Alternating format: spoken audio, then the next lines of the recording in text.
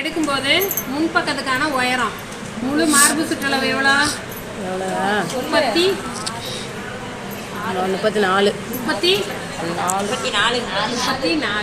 சரியா?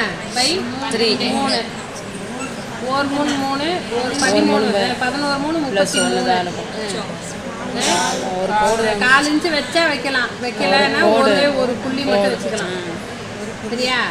இது இல்லாம 1 இன்ச்சு ஈஸ் அலவன்ஸ், 1 இன்ச்சு மேலே அரைஞ்சு கீழே அரைஞ்சுக்கு தையலுக்கு சீம் அலவன்ஸ் சரியா? ஸோ இங்கே கவனி, மொத்தம் எவ்வளோ ஆச்சு? 11 12 13 13 அப்படியே வச்சுக்கோ. இங்கே இருக்குல்ல 13 காலுன்னு வச்சுக்கோ. ஓ இஷ்டம் தான்.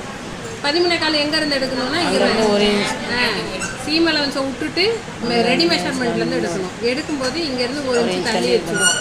இது வந்து தோராயமாக தான் சொல்கிறேன்.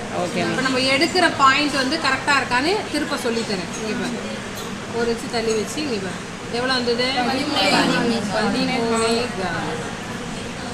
13 கால்.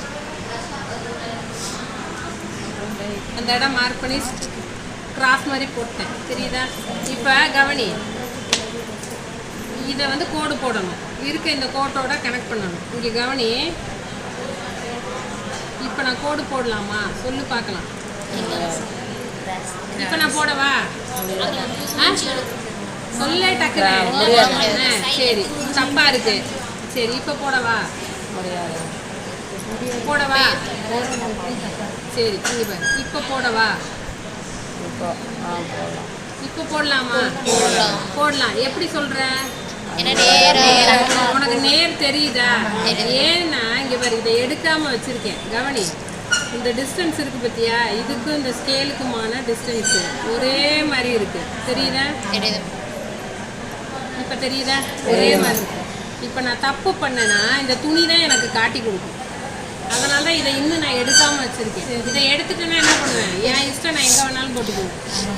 எந்த அடையாளமும் எனக்கு கிடைக்காது. ஆனால் இந்த துணியை நான் மடித்து கரெக்டாக மடித்து வச்சுருக்கனால இங்கே பாரு, நான் தப்பு பண்ணால் எனக்கு இந்த துணி காட்டி கொடுத்துரும் நீ தப்பு பண்ணுறேன்னு. தெரியுதா?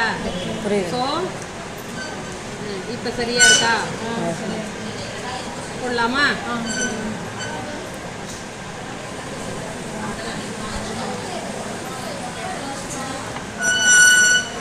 எல்லாத்தையும் ஸ்கொயர் பண்ணிடுறேன்.